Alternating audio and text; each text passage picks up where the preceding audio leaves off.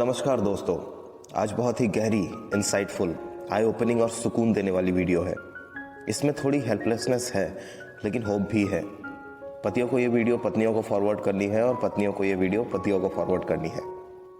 आज हम पेरेंटिंग में फिजिकल अब्यूज़ के बारे में बात करने वाले हैं।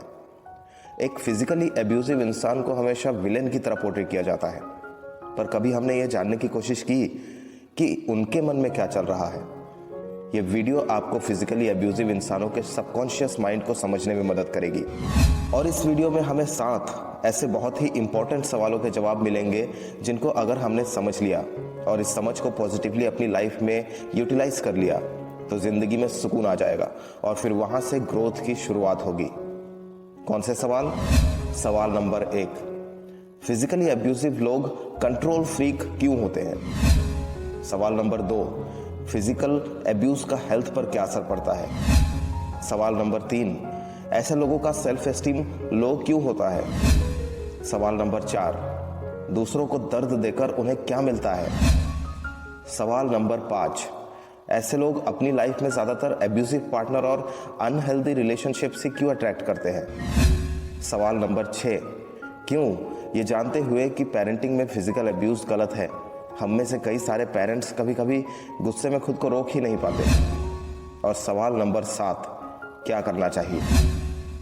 इस वीडियो में आप ऐसे लोगों के सबकॉन्शियस माइंड की बातों को सुनेंगे जो खुद अपनी जिंदगी में फिजिकल अब्यूज का शिकार रहे हैं, और ये सारी ऐसी बातें हैं जो अभी तक उन्होंने खुद अपने आप से भी नहीं की है।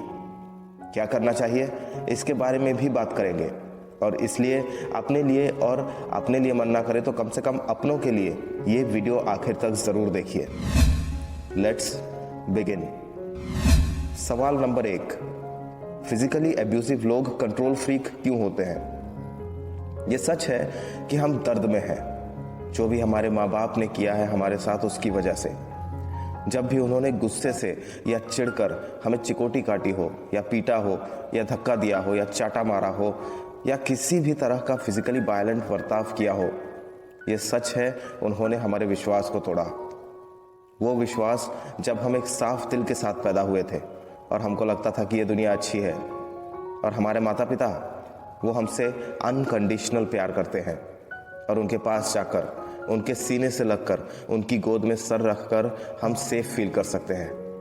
पर सच तो यही है, कम से कम हमारा सच तो यही है कि दुनिया अनसेफ है और अंदर ही अंदर हम इनसिक्योर फील करते हैं, और इसलिए हम सब कुछ अपने कंट्रोल में रखना चाहते हैं। सवाल नंबर 2, फिजिकल अब्यूज का हेल्थ पर क्या असर पड़ता है?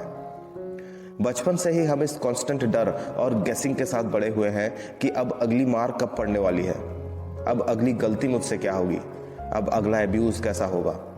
और इस कांस्टेंट डर और क्रॉनिक स्ट्रेस में रहने की वजह से आज बॉडी में हार्मोनल इम्बैलेंसेस हैं, इम्यून सिस्टम कमज़ोर है, हम बार बार बीमार पड़ते हैं। स्टडीज़ तो ये भी बताती हैं कि फिजिकल अब्यूज़ ब्रेन डेवलपमेंट को भी हैम्पर करता है। सवाल नंबर 3, ऐसे लोगों का सेल्फ एस्टीम लो क्यों होता है?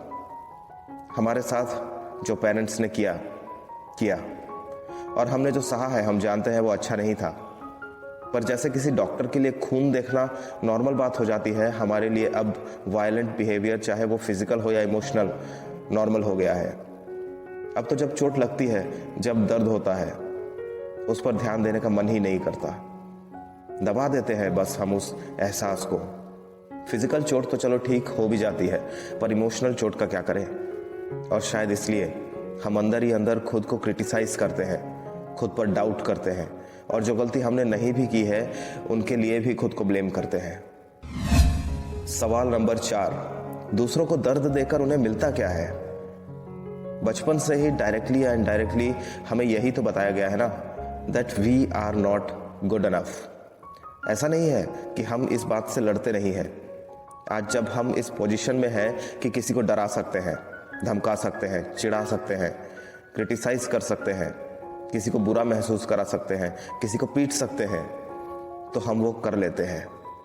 वायलेंट बिहेवियर तो नॉर्मल है ही हमारे लिए, और ऊपर से वायलेंस जब हम दूसरों के साथ करते हैं, चाहे वो बड़े हो या बच्चे, एक सेंस ऑफ पावर और कंट्रोल महसूस करते हैं, और थोड़ी देर के लिए ही सही, छुटकारा मिल जाता है हमारे अंतर्मन में गूंजती, लगातार गूंजती उस आवाज़ से जो कहती रहती है कि हम कमज़ोर हैं, हम नालायक हैं, हम कुछ नहीं कर सकते, हमारा होना एक गलती है। सवाल नंबर 5, ऐसे लोग अपनी लाइफ में ज़्यादातर एब्यूजिव पार्टनर और अनहेल्दी रिलेशनशिप से क्यों अट्रैक्ट करते हैं?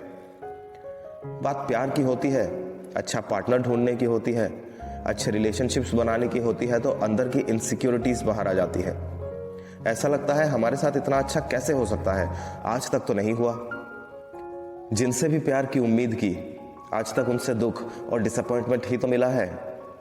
कोई रिश्ता अगर जुड़ भी जाए तो अंदर ही अंदर ये जो फीलिंग है कि हम शायद प्यार के काबिल ही नहीं हैं, ये फीलिंग, ये डाउट, ये डर कि कुछ बुरा होने वाला है, हमें खुलकर किसी भी रिश्ते की मिठास को महसूस ही नहीं करने देता।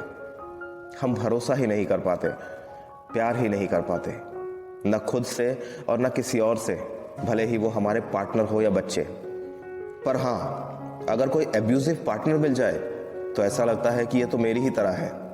सबकॉन्शियस माइंड में तो ये फीलिंग है ही कि हम प्यार के काबिल नहीं है, और ऊपर से अगर पार्टनर एब्यूजिव मिल जाए, कहीं ना कहीं ये हमारे लिए कंफर्मेशन बायस भी हो जाता है और एक एस्केप रूट भी बन जाता है।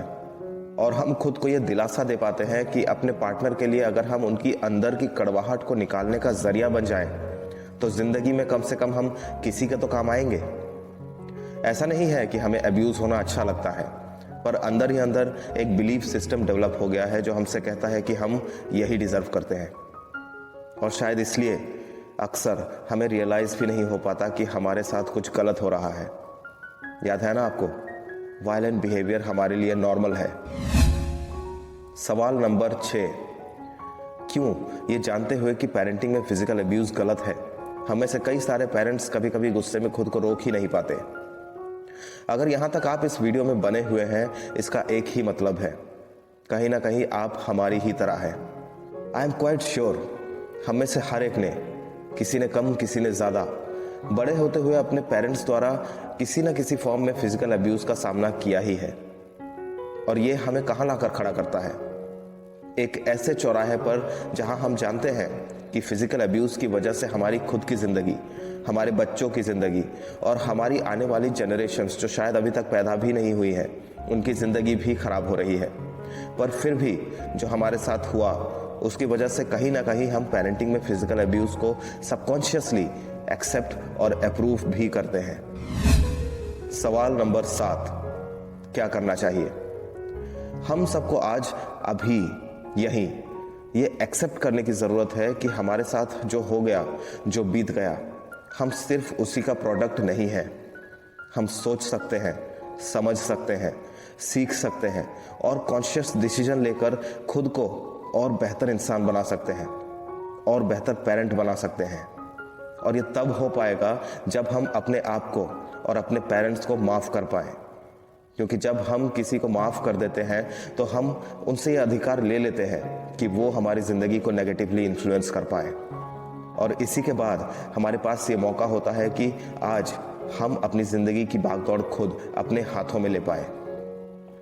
चलिए याद रखें, हमारी सफलताएं नहीं, ये हमारे फेलियर्स, सेटबैक्स, हार्ट ब्रेक्स और बुरे एक्सपीरियंसेस ही हैं जो हमें और सहनशील और दृढ़ और मजबूत और समझदार बनाते हैं। लेट्स बी ग्रेटफुल टू जो भी हुआ, क्योंकि उस एक्सपीरियंस की वजह से ही आज हम ये जानते हैं कि हमें क्या नहीं बनना है, हमें क्या नहीं करना है।